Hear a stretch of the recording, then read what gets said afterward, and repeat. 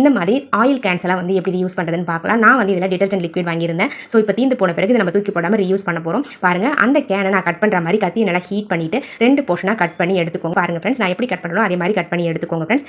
Cut பண்ணும்போது கைப்பிடியே cut பண்ணிடாதீங்க. இந்த மாதிரி கைப்பிடி இருக்கிற மாதிரி கட் பண்ணி ஒரு போர்ஷனை வச்சுக்கோங்க. பாருங்க ஃப்ரெண்ட்ஸ், அவ்வளோதான் நான் கட் பண்ணி முடிச்சிட்டேன். இப்போ நம்ம ஒரு போர்ஷனை ரிமூவ் பண்ணிட்டு கைப்பிடி இருக்குங்களா அந்த போர்ஷனை மட்டும் யூஸ் பண்ணிக்கலாம். யூஸ் பண்ணுறதுக்கு முன்னாடி இதுக்கு மேலே வந்து பார்த்தீங்கன்னா கொஞ்சம் ரஃபாக இருக்குங்களா, ஸோ அதை வந்து கத்தியை ஹீட் பண்ணிட்டு நம்ம ஸ்மூத் பண்ணி விட்டுக்கலாம். ஸோ இந்த மாதிரி ஸ்மூத் பண்ணும்போது நமக்கு யூஸ் பண்ணும்போது கையிலலாம் குத்தாமல் இருக்கும் அந்த பிளாஸ்டிக்.